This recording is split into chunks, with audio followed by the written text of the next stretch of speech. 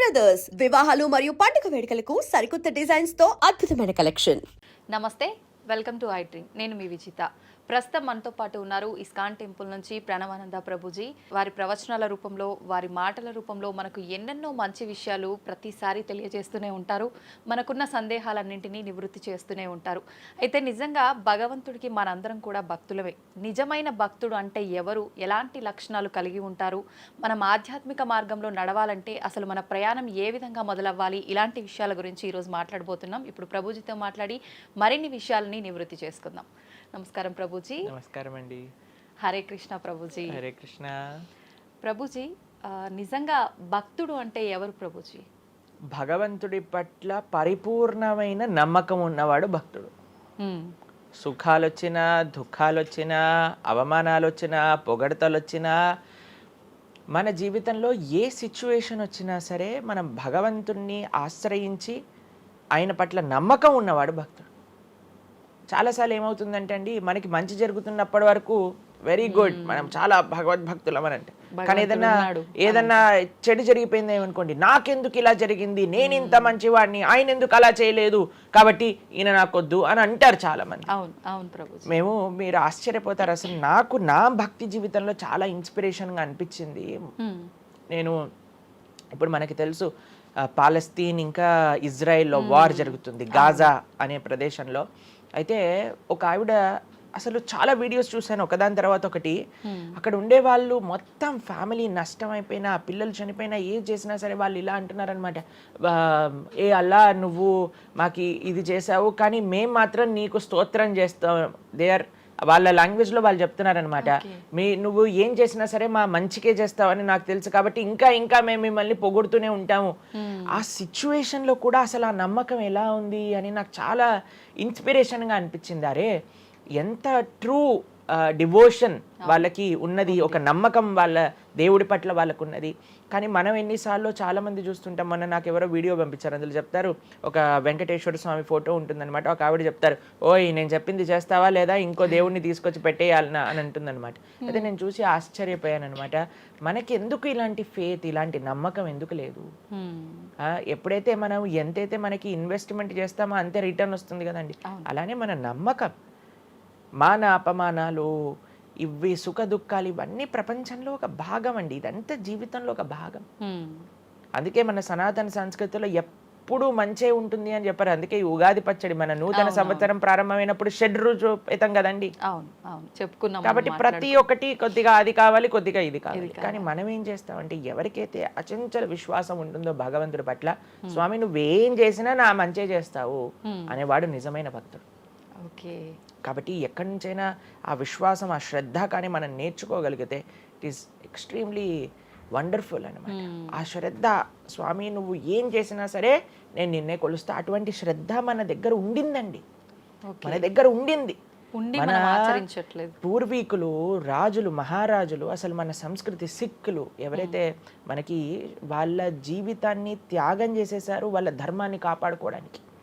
మనం చూస్తాం. అసలు ఇప్పుడు ఏంటంటే అండి, నాకు అన్నిటికంటే బాధాకరమైన విషయం ఏంటంటే, ఈ ప్రజెంట్ డే యూత్ ఉన్నారు కదా, వాళ్ళకి మన దేశ సంస్కృతి గురించి తెలియదు, మన దేశ హిస్టరీ గురించి తెలియదు, మన కల్చర్ గురించి తెలియదు, మన ఆధ్యాత్మికత గురించి తెలియదు. తెలుసుకోవాలి అనే ప్రయత్నం కూడా చేయట్లేదు. ఎవరు అసలు దేశాన్ని కాపాడాలనుకుంటుంది? అసలు మన పూర్వీకులు మనకి ఎలాంటి సంపత్తిని ఇచ్చారు? ఏవో టీవీలలో వచ్చే చెత్త చెత్త ప్రోగ్రాములు చూడటము, టైం వేస్ట్ చేసేయటము. ఇప్పుడు మాకు చెప్తున్నారు, ఎవరో బిగ్ బాస్ అనేదో ప్రోగ్రామ్ వస్తుందట. జనాలందరూ అసలు ఏమొస్తుంది చెప్పండి? మన జీవితంలో ఏదైనా మార్పు కలగలిచా? మనకి లేదు. ఎవడో ఒకటి చోట వాడు డబ్బులు సంపాదించుకుంటూ వాడు చేసే చెత్త పనులన్నీ మనం చూస్తూ ఉంటే, మనం వింటూ ఉంటే, దాని తర్వాత చూస్తే పర్వాలేదు, ఆ వ్యక్తుల పట్ల అపరిమితమైన ప్రేమను పెంచుకొని, ఒకళ్ళు నాకు ఈ మధ్య ఎక్స్ప్లెయిన్ చేస్తున్నారనమాట, ఒక్కొక్కళ్ళకి ఆర్మీ అని తయారైపోయి వేరే వాళ్ళని దూషించటం, వేరే వాళ్ళని తిట్టడం. ఈ సమాజం ఇలా ఉంటే నీకు ఒక బిగ్ బాస్ అనే ఒక టైం వేస్టర్ని కావాలి, అది అయిపోగానే ఐపీఎల్ అనే ఒక టైం వేస్టర్, దాని తర్వాత నెట్ఫ్లిక్స్, అమెజాన్ ప్రైమ్, ఇవన్నీ ఎప్పుడు ఉన్నాయి. మనకి నిజంగా మేము కొన్నిసార్లు యూత్ని కలిసినప్పుడు అడుగుతామండి, అరే మన దేశ రాజకీయాల గురించి తెలుసా అని అంటే, తెలుసండి. ఎవరి దగ్గర నుంచి తెలుసుకున్నావు అని అంటే ఒక యూట్యూబర్ పేరు చెప్తారు. ఆ యూట్యూబర్ ఏమో ఎక్కడో వేరే దేశంలో కూర్చొని మన సంస్కృతిని మన రాజకీయాల్ని ఎలా ఒక వేరే దిశగా నడిపించాలో నడిపిస్తుంటారు. వాడివన్నీ వింటూ వీళ్ళు ప్రభావితం అయిపోతారు అనమాట. కానీ ఏంటి అసలు మన సంస్కృతి అంటే ఏంటి, మన ధర్మం అంటే ఏంటి, అసలు కొద్దిసం భగవంతుడు చాలా దూరం అనుకోండి, కనీసంలో కనీసం మన భారతీయత అంటే ఏంటో కూడా తెలియదండి అసలు ఇలాంటి పిల్లలకి. ఈ మధ్యలో పిల్లల్ని మర్చిపోకండి. పేరెంట్స్ ఎంతమంది దృష్టి చూపిస్తున్నారు చెప్పండి? చాలా తక్కువ మంది ప్రభుజీ. ఎప్పుడు చూడు ఏ సినిమాకి వెళ్దామా, ఏ సీరియల్ చూద్దామా, ఏ రియాలిటీ షో చూద్దామా, ఏ మూవీ సిరీస్ వెబ్ సిరీస్ కొత్తగా రిలీజ్ అయిందా, ఏ ఇన్స్టాగ్రామ్లో వీడియోస్ చూద్దామా, ఇలానే ఉండిపోతే మన దేశం ఎటు వెళ్తుంది, మన రాజ్యం ఎటు వెళ్తుంది, మన సంస్కృతి ఎటు వెళ్తుంది ఒకసారి చెప్పండి. కాబట్టి భక్తి అనేది ఒక ప్రస్తుత సమాజంలో అర్థం చేసుకోవటము అనేది ఎప్పుడైతే ప్రతి ఒక్కళ్ళు తమ దగ్గర ఉండే సమయాన్ని వెచ్చిస్తారో, ఎప్పుడైతే నేను తెలుసుకోవాలి అనే ఒక ఇచ్చ మనసులో ఉంటుందో, అప్పుడు మాత్రమే తెలియపడే ఒక అద్భుతమైన జ్ఞానం అండి అది. తత్విద్ధి ప్రణిపాతేన పరిప్రశ్నేన సేవయా అని కృష్ణుడు భగవద్గీతలో చెప్పారు. ఆధ్యాత్మిక జ్ఞానం అంటే ఎలానో అలా తెలుసుకోలేమండి.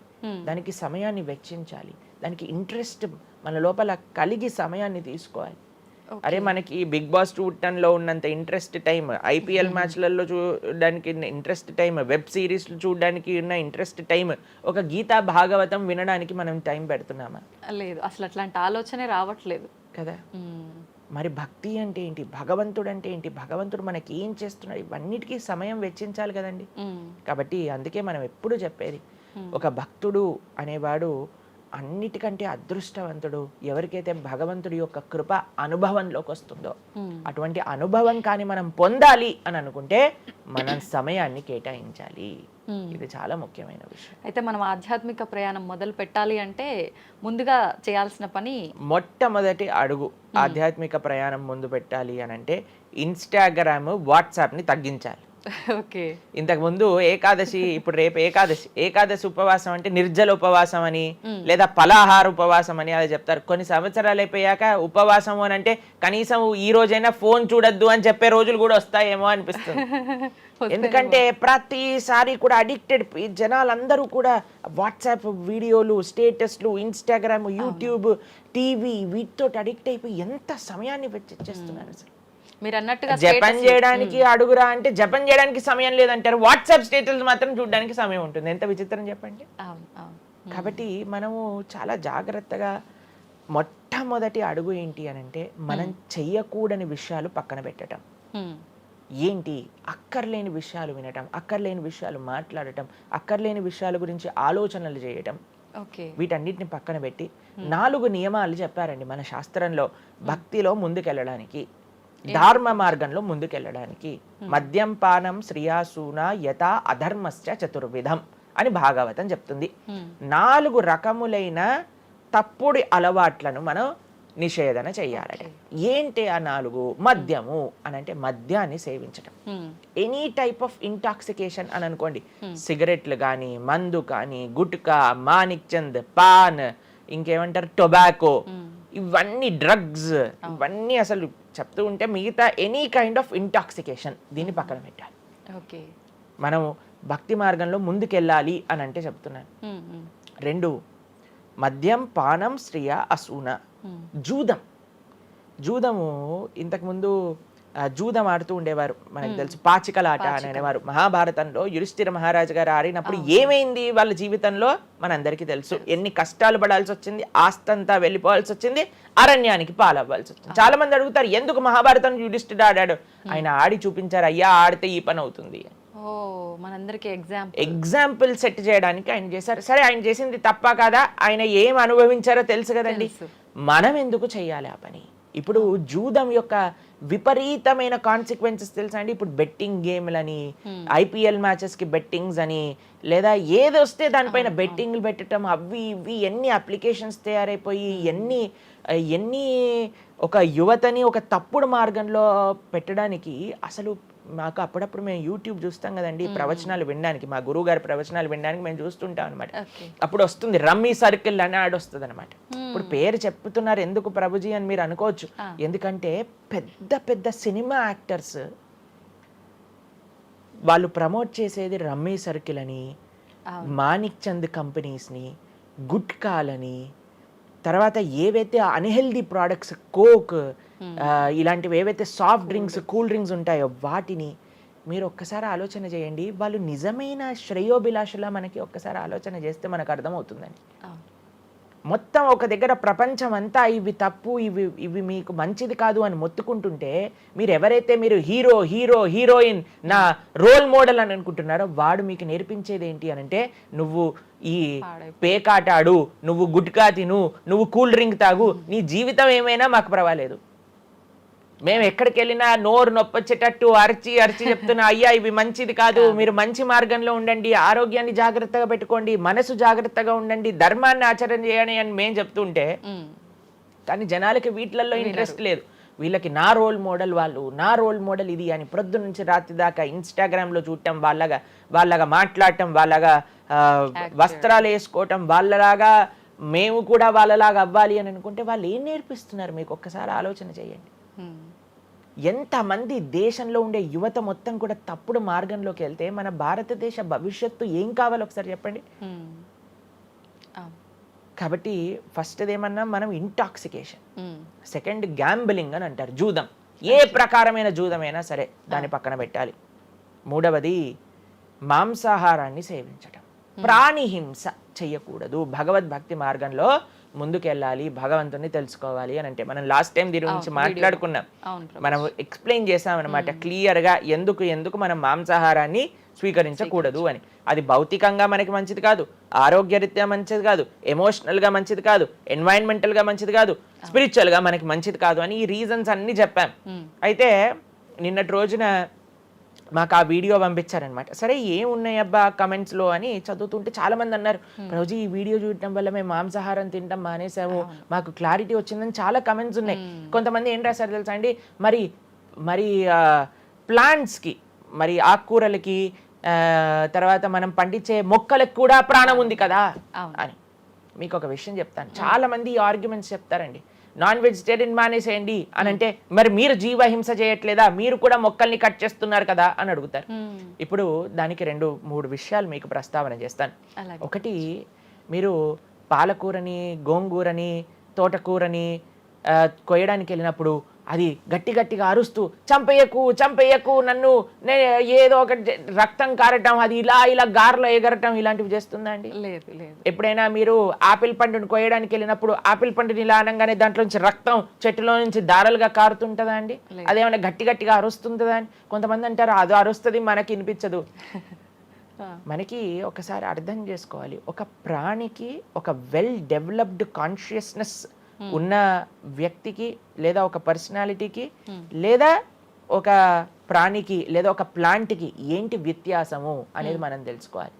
దాంతోపాటు ఇంకొక విషయం చెప్తాను, మరి ప్లాంట్స్ని తినచ్చు, యానిమల్స్ని తినకూడదు అని ఏంటి ప్రమాణము అనంటే, భగవంతుడు మనకి ఈ విషయాన్ని ప్రస్తావన చేశారు, స్వామి మనకి ఈ విషయాన్ని ఉపదేశం చేశారు. అయ్యా, నువ్వు కేవలం శాకాహారాన్ని మాత్రమే తినవచ్చును, సాత్విక ఆహారాన్ని మాత్రమే తినవచ్చును. ఎక్కడ చెప్పాడు భగవంతుడు?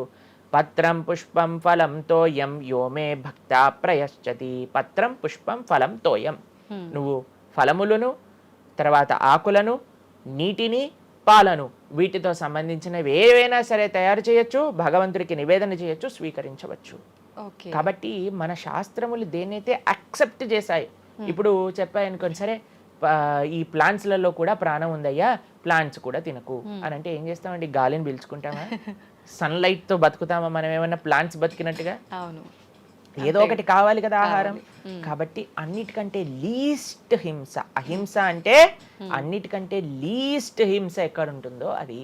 కాబట్టి మనకి శాస్త్రం ఆమోదన చేసింది, నువ్వు ఈ ఏవైతే హర్బివోరస్ అని అంటారు చూడండి, ఏవైతే పశుపక్షాదులు కాకుండా ఏవైతే మొక్కలు ఉంటాయో, ఏవైతే ధాన్యం ఉంటుందో, ఏదైతే ఫలములు ఉంటుందో దాన్ని స్వీకరించు అని.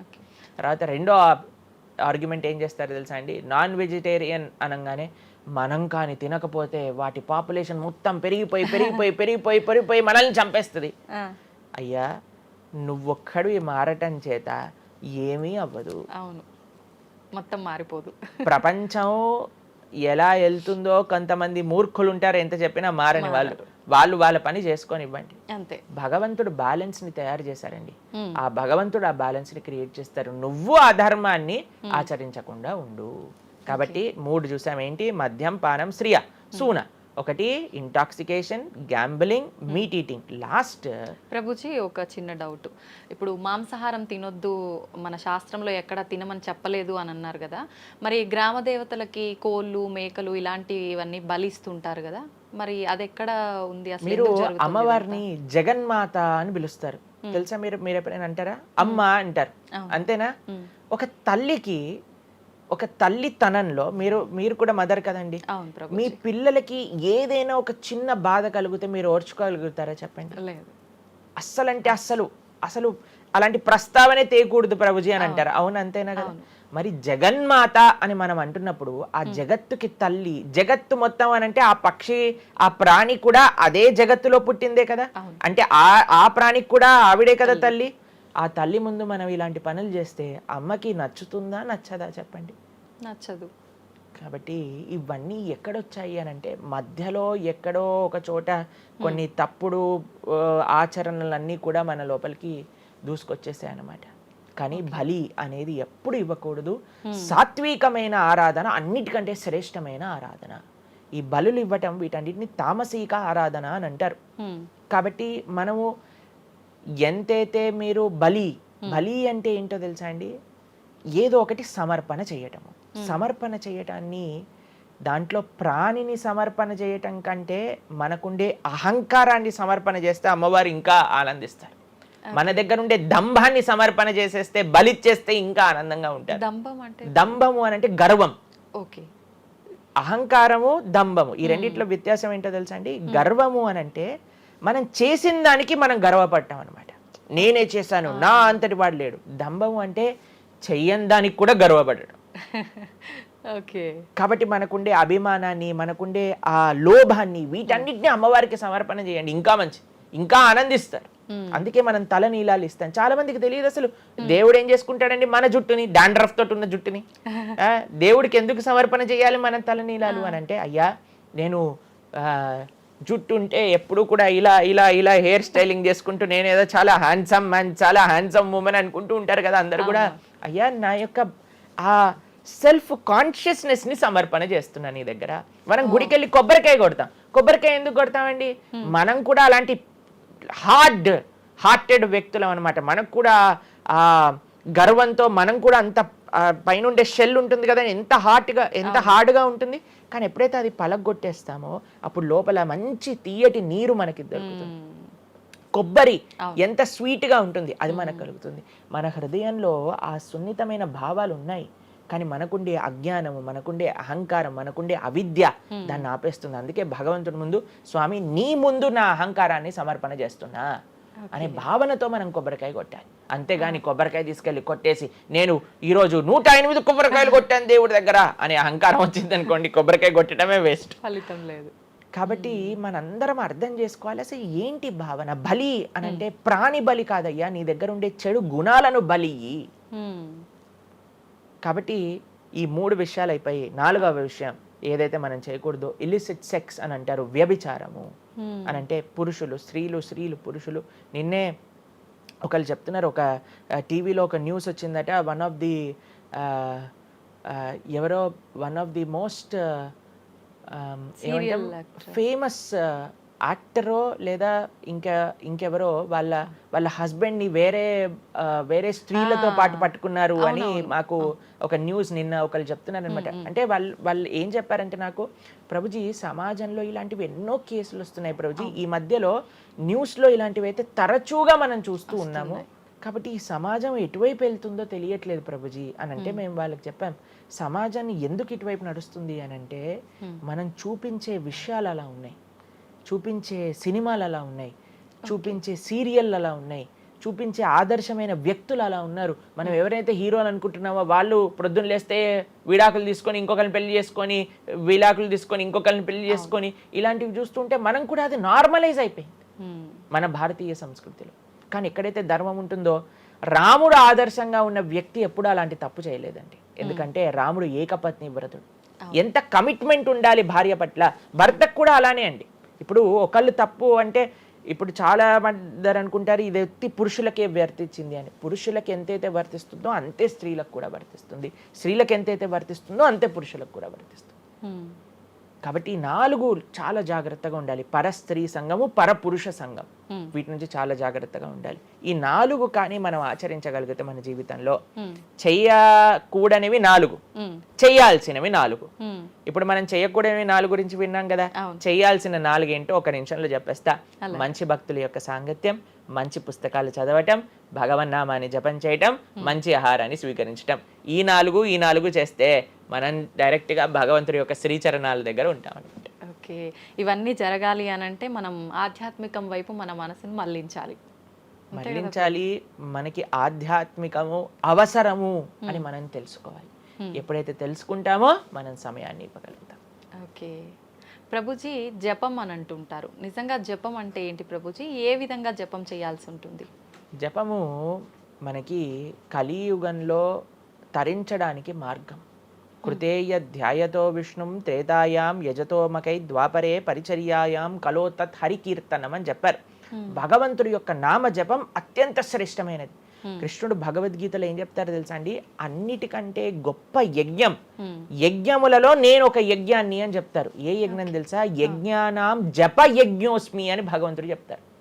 అన్నిటికంటే గొప్ప యజ్ఞం జపం చేయడం అనమాట. ప్రతిరోజు జపం చేయాలి. మనందరం మేము ప్రతిరోజు 2 గంటల పాటు జపం చేస్తాం ప్రొద్దున పూట. ఏంటి జపం చేయాలి? భగవన్నామాన్ని జపం చేయాలి. భగవన్నామము అత్యంత సులభంగా మనల్ని భగవంతుడి యొక్క కృపని తెచ్చిపెడుతుంది, భగవంతుడి యొక్క రియలైజేషన్ మనకిస్తుంది అనమాట. అందుకే హరిర్నామ హరిర్నామ హరిర్నామేవ కేవలం కలోర్ నాస్తేవ నాస్తేవ నాస్తేవ గతిరన్యద అని చెప్పారు. అన్నిటికంటే శ్రేష్టమైనది ఎటువంటి రూల్స్ అండ్ రెగ్యులేషన్స్. ఇప్పుడు కొంతమంది అనుకుంటారు జపం అంటే చాలా రూల్స్ ఉండాలి, అది చేయాలి ఇది చేయాలి అని. ఏం లేదు, చక్కగా శుచిగా ఉండండి, శుభ్రంగా ఉండండి, భగవంతుడి ముందు దీపం పెట్టండి, కూర్చోండి, ఒక జపమాల పట్టుకోండి. హరే కృష్ణ కృష్ణ కృష్ణ హరే హరే, హరే రామ రామ రామ హరే హరే. సింపుల్ మంత్రం, ఎవరైనా చేయొచ్చు, ఎటువంటి కాంప్లికేషన్స్ లేదు. ఏ స్థితిలో ఏ అవస్థలో ఉన్న వాళ్ళైనా సరే చక్కగా జపం చేయొచ్చు. ఎటువంటి నియమాలు లేదు. ఎప్పుడైనా సరే చక్కగా భగవన్ నామానికి నియమం లేదు, మంత్రాలకి నియమాలు ఉన్నాయి, కానీ ఇది భగవన్ నామం. ఇటువంటి నామాన్ని కానీ మనం హరినామం అని అంటారు దీన్ని. ఈ హరినామాన్ని కానీ చక్కగా జపం చేయగలిగితే మనకి బ్రహ్మాండమైన ఫలితాలు, ఆ భగవంతుడి యొక్క కృప మనం ఎక్స్పీరియన్స్ చేయగలుగుతాం మన జీవితంలో. ఇప్పుడు మీరు చూడండి, నోట్లు ఎప్పుడైనా మనం లెక్క పెట్టామనుకోండి, ఎలా లెక్క పెడతారు తెలుసా? ఇలా 1 2 3 4 5 6 7 8 9 10 అని లెక్క పెడతారు, అంతేనా? ఏదైతే నోట్లు లెక్క పెట్టేటప్పుడు ఎప్పుడు మనం బయటికి లెక్క పెడతాం, ఎందుకంటే ఇది ఎప్పుడు బయటికి వెళ్ళేదే. కానీ జపం చేసినప్పుడు ఎలా లెక్క పెడతారో తెలుసా అండి? మీరు జపం చేస్తుంటే హరే కృష్ణ కృష్ణ కృష్ణ హరే హరే, హరే రామ రామ రామ హరే హరే అని లోపలికి అంటాం మాలని. నోటిని బయటికి అంటాం, జపాన్ని లోపలికి అంటాం లెక్క పెట్టేటప్పుడు. ఎందుకంటే ఇది ఎప్పుడు మనతో పాటు వచ్చేది ధనం, ఇది వెళ్ళిపోయే ధనం. కాబట్టి శాశ్వతంగా మన లోపలతో వచ్చే ధనం, జన్మాంతరాలకు కూడా మనల్ని ఉద్ధరింపజేసే ధనం ఏదన్నా ఉంటే అది భగవన్నామ జపం. నిజంగా ఎంత మంచి మాట ప్రభుజీ. అసలు ఈ లాజిక్ అర్థమే కాలేదు ఎప్పుడు మాకు. మీరు చెప్పేదాకా ఇంత లాజిక్ ఉంది అని అనిపించలే. చాలా మంచిగా చెప్పాము. ప్రతి ఒక్కళ్ళు చిన్న పిల్లల నుంచి, మా దాంట్లో మా గ్రూప్ లో మీరు చూస్తే చిన్న పిల్లల నుంచి వృద్ధుల వరకు అందరు జపం చేస్తారు. అంతెందుకండి, మీరు చూస్తారు హరే కృష్ణ భక్తులు దేశ విదేశాల నుంచి ఉన్న వాళ్ళందరూ జపమాల పట్టుకొని జపం చేసే వాళ్ళని మనం చూడట్లేదు. కాబట్టి మనకి ఎందుకు జపం రాదు? టైం వస్తుంది, టైం ఉంది. ఎక్కడెక్కడ టైం వేస్ట్ చేస్తున్నామో తెలుసుకుంటే ఎక్కడ దాన్ని యూటిలైజ్ చేయాలో తెలుస్తుంది. సమయంతో పనుందా ప్రభుజీ? ఏ సమయంలో అయినా చేసుకోవచ్చు, కానీ ప్రొద్దున పూట చేస్తే అత్యంత శ్రేష్టమైనది. ప్రొద్దున పూట మనం త్వరగా లేసి, త్వరగా స్నానం చేసి, త్వరగా జపం చేసుకోగలిగితే ఆ రోజంతా బ్రహ్మాండంగా ఉంటుంది. ధ్యానం కూడా చేస్తుంటారు చాలా మంది. జపానికి ధ్యానానికి వ్యత్యాసం ఏంటి? మనము భగవన్నామ మంత్రాన్ని, నామాన్ని జపం చేస్తూ భగవంతుడి గురించి ధ్యానం చేయాలి. ఓకే. ఇప్పుడు జస్ట్ ధ్యానం, చాలా మంది మాకు ఈ కంప్లైంట్ చేస్తుంది, ఇప్పుడు ఈ ధ్యానం చేస్తే మనసు నిలకడగా ఉండట్లేదు, మనసు ఎక్కడికి వెళ్ళిపోతుంది, అక్కర్లేని ఆలోచనలు వస్తున్నాయి. ఇప్పుడు చూడండి, పిల్లవాడు అటు ఇటు ఇటు అటు కదులుతున్నాడు అనుకోండి, ఇంట్లో ఏయ్ అనగానే అయిపోతారు. అలా మన మనసు కూడా అటు ఇటు ఇటు అటు కదులుతూ ఉంటుంది. కానీ ఎప్పుడైతే మనం మంత్రంతో ధ్యానం చేస్తామో అప్పుడు మనసు ఇలా వెళ్ళిపోయింది అనుకోండి పక్కకి, హరే కృష్ణ అనగానే ఆ మనసు వచ్చేస్తుంది, వామ్మో వీడు కాన్షియస్గా ఉండండి నేను అటు ఇటు వెళ్తుంటే. కాబట్టి మనసు కూడా మనం ఆ నామం పట్ల మనం ధ్యానం చేయొచ్చు. ఎప్పుడైతే మనం నామాన్ని మంచిగా జపం చేస్తామో ఆ నామంలోంచే భగవంతుడి యొక్క రూపం, గుణం, లీల అవన్నీ కూడా ప్రకాశితం అవుతాయి. కానీ ఫస్ట్ మనం ధ్యానం నామం పైన పెట్టాలి. మన ఉచ్చారణ కరెక్ట్గా ఉందా, మనం చక్కగా ఆ నామాన్ని వింటున్నామా, దీనిపైన ధ్యాస ఉండాలన్నమాట.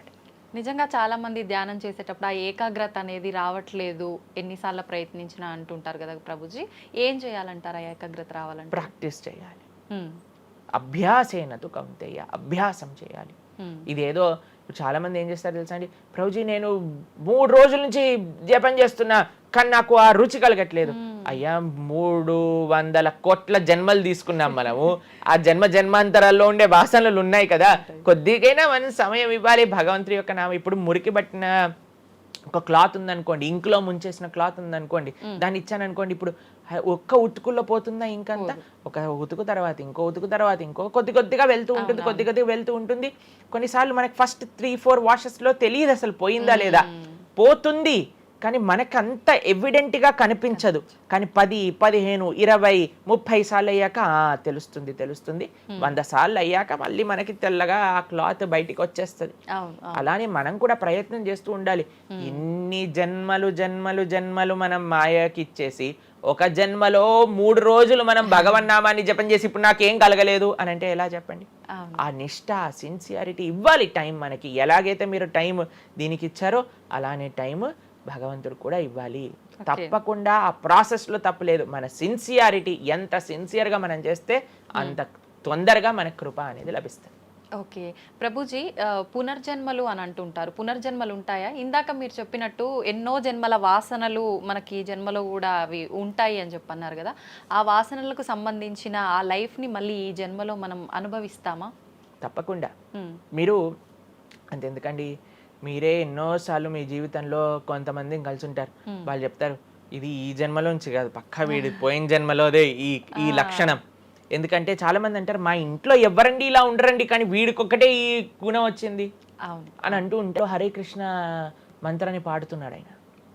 వాళ్ళ పేరెంట్స్ని అడిగాం, అయ్యా ఎలా నచ్చింది? ప్రభుజీ మేమేం తెలియదు ప్రభుజీ, చిన్నప్పటి నుంచి హార్మోనియం దగ్గరికి వెళ్ళి టిక్ టిక్ టిక్ టిక్ అనేవాడు, వాడే పాడుతున్నాడు, వాడికి మొత్తం హార్మోనియం ఎవ్వరు నేర్పించలేదు, వాడే పాడుతున్నాడు అని. అలా ఎన్నో. మీరు డాక్టర్ ఐన్ స్టీవెన్సన్, మీరందరూ ఇంటర్నెట్ ఉంది కదా, మీ అందరికి ఫోన్లు ఉన్నాయి కదా, డాక్టర్ ఐన్ స్టీవెన్సన్ అని నొక్కండి. 2500 కంటే ఎక్కువ కేసుల పైన ఆయన రీసెర్చ్ చేశారు. రీఇన్కార్నేషన్, పునర్జన్మ కలిగిన కేసెస్లో అనమాట. కాబట్టి మీరు జస్ట్ రీఇన్కార్నేషన్ కేసెస్ అని మీరు యూట్యూబ్లో టైప్ చేస్తే ఎన్నో వస్తాయి మీకు. కాబట్టి పునర్జన్మ ఉన్నది. పునర్జన్మ సిద్ధాంతాన్ని ప్రస్తావన చేసి వాటిని నమ్మకం ఉన్న వాళ్ళే సనాతన ధర్మానికి సంబంధించిన వాళ్ళు అనమాట. కాబట్టి ఏది కూడా మనకి స్పాంటేనియస్గా రాదు, అంతా కూడా కర్మ, what ever we do that comes around అనమాట. కాబట్టి ఈ పునర్జన్మ సిద్ధాంతం అనేది తప్పకుండా ఉన్నది. పునర్జన్మ ఉంటుంది, జన్మాంతరాల వాసనలు అనేవి ఉంటాయి. ఎప్పుడైతే మనం ఆధ్యాత్మిక సాధన, ఎప్పుడైతే మనం భగవద్భక్తి చేస్తామో ఆ వాసనలన్నీ కూడా తొలగిపోతాయి. మనం చక్కగా మంచి ధార్మికమైన వ్యక్తిలా మనం మళ్ళీ మారచ్చు అనమాట. ప్రభుజీ, పునర్జన్మ ఉంటుంది అని అనుకున్నాం మనం.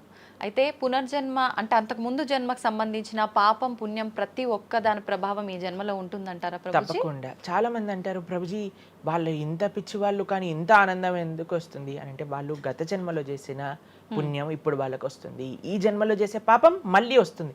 ఎవరు కూడా ఎస్కేప్ అవ్వలేరండి. ఇప్పుడు మీరు అనుకుంటున్నారు మనం బాధపడుతున్నాం, గత జన్మలో చేసిన పాపాన్ని ఇప్పుడు మనం అనుభవిస్తున్నాం, ఇప్పుడు మేము మంచి వాళ్ళం ప్రభుజీ, మీకు కూడా వస్తుంది ఆ ఛాన్స్. కాబట్టి ఈ కర్మ సిస్టమ్ ఏదైతే భగవంతుడు ఇది చేశారో దాని నుంచి ఎవ్వరు ఎస్కేప్ కాలేరు.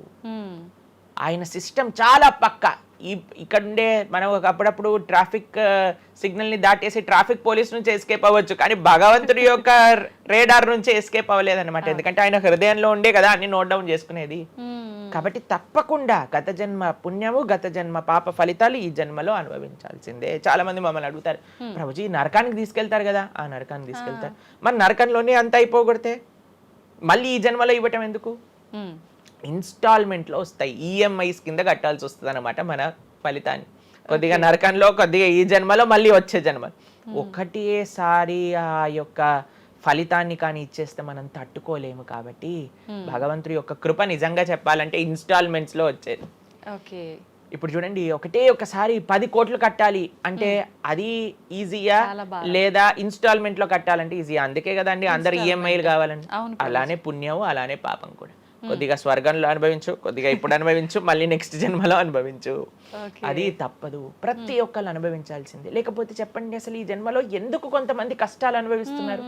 కొంతమందికి పుట్టుక నుంచే కష్టం వస్తుంది, కొంతమంది కొన్ని డిఫెక్ట్స్ తో పుడతారు. ఎందుకు? If God is equal to everybody, then why did God create different people differently అని అంటే భగవంతుడు తయారు చేయలే, భగవంతుడు ఇనిషియేట్ చేశారు ఆ సిస్టమ్ని. దాంట్లో మనం ఏ విధంగా చేస్తే ఆ కర్మ ద్వారా అలా మనం పుట్టవలసి వస్తుంది. కానీ మనము పాస్ట్ గురించి చింత, అయ్యో ఎన్ని పాపాలు చేశానో నాకు ఇది వస్తుంది, దీని గురించి చింత చేయకండి. అయ్యా నేను ఫ్యూచర్లో ఇది చేసి నేను ఇలా చేయబోతుంది, దాని గురించి పాడి. ఇప్పుడు నీ దగ్గర సమయం ఉంటే నువ్వు ఇప్పుడు ధర్మాచరణ చెయ్యి, ఇప్పుడు భగవంతుడిని ఆశ్రయించు, ఇప్పుడు ధార్మికంగా ఉండు. భగవంతుడు దాన్ని దీన్ని రెండింటినీ తీసేస్తారా? ఆయన ఒక లోకానికి మనం వెళ్ళవచ్చు. కాబట్టి భగవంతుడు అదే చెప్పారు, సర్వధర్మాన్ పరిత్యజ్య మామేకం శరణం వ్రజ అహం త్వాం సర్వ పాపేభ్యో మోక్షయిష్యామి మా శుచ. ఇది భగవంతుడు ఇచ్చిన ఒక ఆశ్వాసన భగవద్గీతలో. అన్నిటినీ వదిలిపెట్టేసాయి, అన్ని రకాల చెడు వస్తువుల్ని, అన్ని రకాల మంచి, నువ్వు నాకు శరణు వేరు, నేను నీ పాప పుణ్యాలు మొత్తం తీసేస్తాను. యద్గత్వా న నివర్ధంతే తద్ధామ పరమం మమ. భగవంతుడి దగ్గర నుంచి చేరుకున్నాం అనుకోండి, మళ్ళీ ఈ ప్రపంచంలో ఈ యొక్క కష్టాలు ఉండే ఈ నేలపైన మళ్ళీ రావాల్సిన అవసరం లేదు. స్వామితో బ్రహ్మాండంగా స్వామి యొక్క సేవలో సుఖంగా ఉండొచ్చు మనం.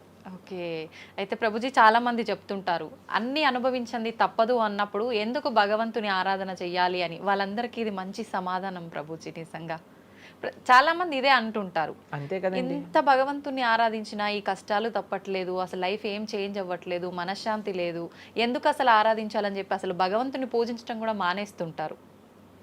మళ్ళీ ఇప్పుడు ఆపేస్తే మళ్ళీ నెక్స్ట్ ఏంటి అని ఆలోచన చేయాలి. కాబట్టి ఇప్పుడుండే వాటితో మనం ఇది చేసామనుకోండి, ఇంత ధర్మాచరణ కూడా ఆపేశారనుకోండి, ఇంకా ఆ పుణ్య పాప ఖాతాలు అలానే పెరిగిపోతూ ఉంటాయి. కానీ చివరికి వచ్చేది ఈ ప్రపంచంలోకే కదా.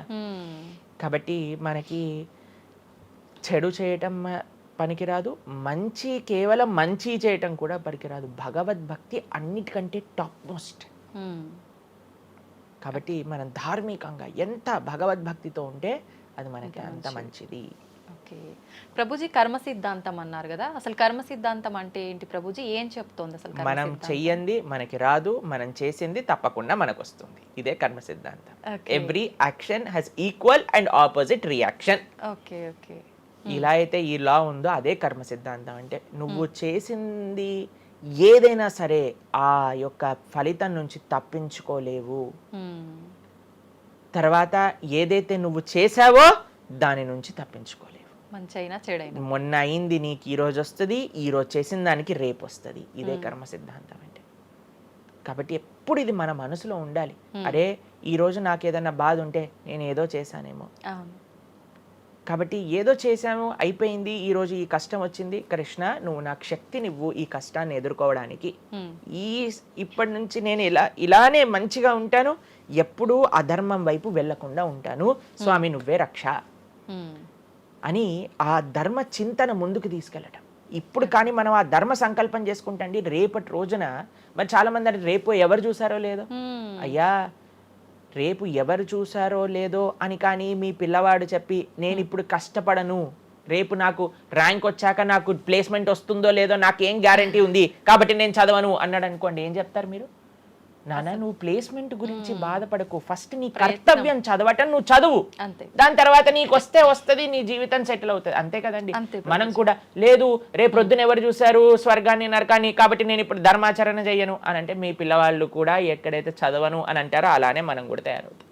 చాలా మంది అండి పెద్దవాళ్ళు పిల్లలకి మాత్రం మంచి నీతులు చెప్తారు, కానీ వాళ్ళ దగ్గరకు వచ్చేసరికి వాళ్ళు ఆచరించడానికి రెడీగా ఉండరు అనమాట. అవును అవును. కాబట్టి మీరు ఒక్క విషయాన్ని ఆలోచించండి, మీరు ఏం చెప్తున్నారో అది మీరు ఫాలో అవుతున్నారా?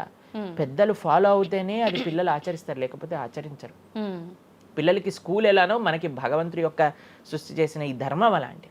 కాబట్టి ఈ రెండిట్లో మనం చాలా జాగ్రత్తగా ఉండాలి. ప్రభుజీ, చాలా మంది ఏ పని చేయాలన్నా కూడా ముందు వెనక ఆలోచించి ప్రతిదీ జ్యోతిష్యాన్ని పట్టి దాని ప్రకారంగానే పనులు చేస్తూ ఉంటారు. నిజంగా జ్యోతిష్యాన్ని నమ్మొచ్చు అంటారా? జ్యోతిష్యం 100% కరెక్టే, కానీ జ్యోతిష్యాన్ని నువ్వెంత సీరియస్గా తీసుకోవాలి అది ఆలోచించాల్సిన విషయం. జ్యోతిష్య శాస్త్రం అది, శాస్త్రం ఎప్పుడూ కూడా కరెక్టే, కానీ మనకి ఎంత అవసరం అది. ప్రతిరోజు ప్రొద్దున లేవంగానే రాశి ఫలాలు ఏమైపోయాయి అని కొంతమంది చదువుతూ ఉంటారు. ప్రతి చిన్న విషయానికి ఈ రోజు ఏమైంది, ఈ రోజు ఎలా ఉంది, ఆ రోజు ఎలా ఉంది, సండే పేపర్లో వచ్చింది, ఇంకా ఈ వారం ఎలా ఉండబోతుంది, ఇవన్నీ నీకు అవసరం లేదయ్యా. నువ్వు ధర్మాచరణ చెయ్యి, భగవంతుడి పట్ల నమ్మకం పెట్టుకో, ఆయన చూసుకుంటాడు. భక్తులు ఎవరు కూడా అలాంటి విషయాలని సీరియస్గా తీసుకోరండి. ఎందుకంటే బృందావనంలో ఒక భక్తులు ఉన్నారనమాట. ఆయన అంటారు, మొత్తం అన్ని గ్రహాలు నీకు అనుకూలంగా ఉండి నువ్వు కృష్ణ భక్తుడివి కానీ అవ్వకపోతే అన్ని గ్రహాలు అనుకూలంగా ఉండి నీకేం లాభం. తర్వాత అంటాడు, అన్ని గ్రహాలు ప్రతికూలంగా ఉండి కానీ నువ్వు కృష్ణ భక్తుడు అయితే ఏవి నిన్ను ఏం చేయలేవు. ఎందుకంటే భగవంతుడు అలాంటి రక్షణ ఇస్తాడనమాట. భగవంతుడి దగ్గర ఆ శక్తి ఉన్నది. కాబట్టి మనము దేన్ని ఎంత సీరియస్గా తీసుకోవాలి? మనకి కావాల్సినది ఆధ్యాత్మికత, భక్తి. భగవంతుడి గురించి విన్నామా, భాగవత రామాయణాదులు శ్రవణం చేశామా, స్వామికి ఆరాధన చేసుకున్నామా, ఆలయానికి వెళ్ళామా, గోసేవ చేశామా, ధార్మికంగా ఉన్నామా, ఎవరికి ఏం చెడు చేయలేదా, మంచి అందరి గురించి కూడా మంచి ఆలోచిస్తున్నామా, ఒకళ్ళతో మంచిగా మాట్లాడుతున్నామా, ఎవరికి చెడు చేయట్లేదా, ఇంతవరకు నీ ఆలోచన ఉంటే సరిపోతుందండి. ఈ ధర్మచింతన మనకు కావాలి, అంతేకాని ఏమవుతుంది, నా రాసి ఏంటి, ఇదేంటి. ఇప్పుడు అంత పిచ్చి జనాలకి ఎలా పెరిగిపోయిందంటే, ఒకళ్ళు అంటారు ఈ ఉంగరం పెట్టుకోమంటారు, ఒకళ్ళు అంటారు ఇలా నీ పేరు రాయి అంటారు, ఒకళ్ళు అంటారు నీ పేరులో ఏ ఏ ఏ ఏ ఎక్స్ట్రా రాయమంటారు. ఇవన్నీ ఏంటి మారిపోయాయి? ఇవన్నీ మార్చుకొని నీ ఆచరణ కానీ మారకపోతే, నీ థింకింగ్ కానీ మారకపోతే, నీ ధర్మం పట్ల ఉండే అనిరుక్తి కానీ పెరగకపోతే ఇవన్నీ చేసి ఏం లాభం? కాబట్టి మనం ఎసెన్స్ ఆఫ్ ధర్మ భగవంతుడి ఆరాధన. సవై పుంసాం పరో ధర్మో యతో భక్తిర్ అదోక్షజే. అటువంటి స్వామిని ఆశ్రయించటంలో మన టైం పెట్టాలి, కానీ ఇలాంటి చిన్న చిన్నవి చూసుకోవటం, వీటి కోసం మనం సమయాన్ని వేస్ట్ చేసుకోవటం మంచిది కాదు. జ్యోతిష్యం కరెక్టా? 100% కరెక్ట్. నీకెంత కావాలి అది నువ్వు ఆలోచన చేసుకో. పెళ్లి చేసుకోవాలి, గృహ ప్రవేశం చేసుకోవాలి, ఏదైనా పెద్ద పెద్ద ఉంటే అప్పుడు మీరు చూడాలి ముహూర్తం, వివాహం చేసుకోవటం కానీ లేదా ఏమంటాం మన గృహ ప్రవేశాది పెద్ద పెద్ద కార్యములకి చూసుకొస్తే ప్రతిరోజు, ప్రతి క్షణం, ప్రతి వారం, ప్రతి నెల. చాలా మందికి పొద్దున్నే చూడండి అసలు రోజు గడవదు. ఇలాంటి పిచ్చి పనులు ఆపాలి. ఫస్ట్ ప్రొద్దున పూట లేచి భగవంతుడి దగ్గరికి వెళ్ళి భగవంతుడికి నమస్కారం చేసి జపం చేసుకొని ధ్యానం చేసుకొని ఆలయానికి వెళ్ళి దర్శనం చేసుకొని భగవత్ చింతనలో ఉండండి. రోజులో ఏ కష్టం వస్తుందో దాన్ని ఎలా ఎదుర్కోగల ఆ శక్తిని వస్తుంది. అంతేగాని ఏమున్నాయి రాశి ఫలాలు చదవటం వల్ల ఏం అవ్వదండి.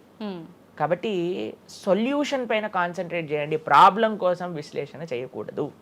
ఓకే ప్రభుజీ, చాలామంది ఇంట్లో నెగిటివ్ ఎనర్జీస్ ఉన్నాయి, దయ్యాలు తిరుగుతున్నాయి, లేదంటే ఎవరైనా ఒక పర్సన్కి దయ్యం పట్టింది అని చెప్పి చాలామంది ఎవరు ఇట్లా పంతుళ్ళు అట్లాంటి వాళ్ళ దగ్గరికి, మాంత్రికుల దగ్గరికి తీసుకెళ్ళడము, వాళ్ళు వదిలిస్తారని చెప్పటము, ఆ దయ్యం వీళ్ళని చాలా పీడిస్తుంది అని చెప్పడం, ఇలాంటివి చాలా వింటుంటాము సహజంగా. ఇదంతా నిజమే అంటారా ప్రభుజీ? అసలు దయ్యాలు అనేవి ఉన్నాయంటారా? ఆత్మలు, దయ్యాలు ఇవన్నీ ఉన్నాయండి, అది లేవు అని చెప్పలేము, ఉన్నాయి తప్పకుండా. ఎలా అయితే మీరు నెగిటివ్ ఎనర్జీ అంటారు కదా, నెగిటివ్ ఎనర్జీ ఎక్కడికి వస్తుందో తెలుసా అండి? నెగిటివ్ పీపుల్ దగ్గరికి వస్తుంది. ఎవరైతే ఎమోషనల్గా, ఎవరైతే స్పిరిచువల్గా, ఎవరైతే ఫిజికల్గా వర్నలబుల్గా ఉంటారో వాళ్ళ దగ్గరికి వస్తుంది. ఎవరైతే ఇంట్లో భగవద్ ఆరాధన ఉండదో, పూజ రూమ్లో ఏమీ లేకుండా చాలామంది, ఇప్పుడు మాకు చాలా విచిత్రం అనిపిస్తుంది కొన్నిసార్లు, మాకు ఈ ఇంటర్నెట్లో వీడియో చూసినప్పుడు వీళ్ళు చర్చిలో ఉండే వాళ్ళందరూ దయ్యాలను వదిలిస్తూ ఉంటారనమాట. మాకు చాలా ఆశ్చర్యం ఏంటంటే వీళ్ళకే ఎందుకు దయ్యాలు పడుతున్నాయి అని. కాబట్టి ఎందుకు దయ్యాలు ఎవరింటి పర్సనాలిటీస్లోకి వెళ్తాయో తెలుసండి, ఎవరైతే క్లీన్లీనెస్ మెయింటైన్ చేయరో, ఓకే. ఎవరైతే సమయానికి స్నానం చేయటం కానీ, సమయానికి శుచిగా శుభ్రంగా ఇల్లు శుభ్రంగా ఉంచుకోవటం కానీ, దేవాలయంలో భగవంతుడి యొక్క మూర్తులకి చక్కగా ఆరాధన చేసి ధూపం దీపం నైవేద్యం తోరణం ఉత్సవాలు పండగలు యజ్ఞాది యాగాదులు ఇవన్నీ ఉన్న చోట ఎప్పటికీ నెగిటివ్ ఎనర్జీ అనేది ప్రవేశించలేదు. ఓకే. కానీ ఎక్కడైతే జనాలు డిమ్గా డల్గా ఎటువంటి వైబ్రెన్స్ లేకుండా ఎప్పుడు ఎమోషనల్ వర్నరబుల్గా బాధల్లో ఉంటూ ఆధ్యాత్మికంగా లేకుండా ఇల్లంతా గందరగోళంగా చెత్త చెదారంతో ఎప్పుడైనా సరే ఫ్రెష్ ఫుడ్ కాకుండా స్టేల్ ఫుడ్, బయట సోర్స్ తెలియని ఫుడ్ వాటిని తినటం వల్ల అలాంటి మెంటాలిటీస్, అలాంటి నెగిటివ్ ఎనర్జీ ఈజీగా ఇటువంటి నెగిటివ్ ఎన్వైరన్మెంట్లోకి వచ్చేస్తుంది అనమాట. ఓకే. కానీ ఎప్పుడైతే మనం వైబ్రెంట్గా భగవన్నామ చక్కగా బొట్టు పెట్టుకొని చక్కగా మంచిగా సాంప్రదాయంగా రెడీ అయ్యి చీర సాంప్రదాయం మన సాంప్రదాయం మన చీర అండి. భారతీయత మగవాళ్ళైతే ధోతి కుర్తా ఇంతకుముందు ఉండేది, శిఖ ఎంత చక్కగా బొట్టు పెట్టుకొని చక్కగా అలంకరణ చేసుకొని ఇంట్లోకి వెళ్ళంగానే అసలు ఆ ధూపం యొక్క సువాసన వచ్చి చక్కగా పసుపచ్చతో మన గడప నుంచి స్టార్ట్ చేస్తే పైన తోరణం కింద ముగ్గులు, అసలు ఒక సనాతన సాంప్రదాయం ఒక హిందువు యొక్క ఇంటికి వెళ్తే ఏ దయ్యం అలాంటి ఇంట్లోకి వెళ్ళగలుగుతుంది చెప్పండి? మన సినిమాలలో మీరు చూసి ఉంటారు, దయ్యాలు ఎక్కడుంటాయి? పాతబడ్డ బంగ్లాలలో ఎక్కడో క్లోజ్ చేసిన గెస్ట్ హౌస్లలో ఉంటాయి, అంతేనా? నిజం ప్రభుజీ. ఏదైనా దేవాలయంలో దయ్యం ఉండటం మీరు చూసారా ఎక్కడైనా? లేదు. ఎందుకు ఉండదు? ఎందుకంటే అక్కడ భగవద్ ఆరాధన జరుగుతుంది కాబట్టి. ఏ ఇంట్లో అయితే నిరంతర భగవద్ ఆరాధన ఉంటుందో, ఏ ఇల్లు అయితే వైబ్రెన్స్ గా ఇంటి బయట ముగ్గు నుంచి ప్రారంభమై ఇంటి లోపల దేవాలయంలో దీపము హరే కృష్ణ మహామంత్ర కీర్తన యజ్ఞము యాగము ఉత్సవాలు చేస్తూ అటువంటి ఇంట్లో అటువంటి వ్యక్తులకి ఎప్పుడూ రాలేదండి. ఎవరైతే తన నుదిటిన తిలకాన్ని అలంకరణ చేసుకొని చక్కగా సాంప్రదాయంగా ఉంటారో, శుచి శుభ్రత పాటిస్తారో, చక్కగా ఆలయానికి వెళ్ళి గోసేవ చెప్పండి, అలాంటి వాళ్ళకి ఎప్పుడైనా ఇలాంటి నెగిటివ్ ఎనర్జీ అటాక్ అవుతుంది అంటే అస్సలు కాదు. ఎవరైతే గ్లూమీగా డిప్రెస్డ్గా ఏం లేకుండా ఏ వస్త్రాలు పడితే ఆ వస్త్రాలు వేసుకోవటం, దేవుడు కొంతమంది ఆలయంలోకి వెళ్ళామనుకోండి, ఇంట్లో పూజ రూమ్లోకి వెళ్ళామనుకోండి, పండగ నుంచి పండగ మాత్రమే దీపం పెడతారు, లేదా అస్సలు ఆ పూలు అలానే ఉంటాయి 15-20 రోజుల వరకు. అవును ప్రభు. అలాంటి ఇంట్లలో నెగిటివ్ ఎనర్జీ రాకపోతే ఇంకేమొస్తుంది చెప్పండి? కాబట్టి నెగిటివ్ ఎనర్జీ ఉందా? ఈ దయ్యాలు ఆత్మలు ఉన్నాయా? ఉన్నాయి. ఎవరి దగ్గరికి వెళ్తాయి? అటువంటి మెంటాలిటీ ఉన్న వాళ్ళ దగ్గరికి మాత్రమే వెళ్తాయి. ఓకే. మనం కానీ ఎప్పుడైతే మనకి రక్షణ, అందుకే మనం తులసి మాల వేసుకుంటాం. తులసి మాల ఇప్పుడు చూడండి, మేము నరసింహ కవచాన్ని ధరించామన్నమాట. ఇవన్నీ నరసింహ ఆరాధన, నరసింహ కవచాన్ని ఎప్పుడైతే మనం చేస్తామో, ఎప్పుడైతే మనం భగవన్నామ స్మరణ చేస్తామో తులసి మాల ధరించాలి. తులసి మాల చాలా మంది ఇప్పుడు ధరిస్తున్నారు కానీ నియమాలను పాటించట్లేదు. ఏంటి నియమాలు? తులసి మాల వేయాలి అని అంటే మనము భగవత్ ప్రసాదాన్ని మాత్రమే నైవేదన చేసి తీసుకోవాలి, మాంసాహారాన్ని తినకూడదు, ఎల్లిపాయలు ముట్టుకోకూడదు. ఇవన్నీ కూడా నెగిటివ్ థింగ్స్ అన్నమాట, తామసిక రాజసీకమైన విషయాలు. కాబట్టి ఇవి చక్కగా ఇవన్నీ మానేసామనుకోండి. తులసిమాల ధరించడం అంటే ఏంటి అంటే చూపిస్తున్నాం అనమాట, మా దగ్గర ఎటువంటి తామసిక రాజసీక ప్రవృత్తులు లేవు, మేము సిద్ధ సాత్విక ప్రవృత్తిలో ఉన్నాం. దయ్యం అక్కడ నుంచి వచ్చింది కూడా యూటర్న్ తీసుకొని వెళ్ళిపోతుంది అన్నమాట ఇవి చూడంగానే. కాబట్టి అది చాలా ముఖ్యం. ఎప్పుడైతే మన ఆచరణ బాగుంటుందో, ఎప్పుడైతే మనం ధార్మికంగా ఉంటామో, ఎప్పుడైతే భగవద్భక్తులై ఉంటామో, ఏ నెగిటివ్ ఎనర్జీ మనల్ని ఏం చేయలేదు. ఓకే. మొత్తానికి ఉన్నాయి దయ్యాలు, ఉన్నాయి, జాగ్రత్త. మనం మంచిగా భక్తి పరంగా ఉండండి, ధార్మికంగా ఉండండి, చక్కగా ధర్మాచరణ చేయండి, మీకేం భయం లేదు. కానీ ఎక్కడైతే ఇవన్నీ జరగవో అక్కడ ఉంటాయి. అందుకే ఆధ్యాత్మిక మార్గంలో నడవాలి అందరం కూడా. కృతజ్ఞతలు ప్రభుజీ, నిజంగా చాలా మంచి మంచి విషయాలు తెలుసుకుంటున్నాం మీ ద్వారా. ఇంకా తెలుసుకోవాలని కోరుకుంటున్నాం. ధన్యవాదాలు ప్రభుజీ. హరే కృష్ణ. హరే కృష్ణ.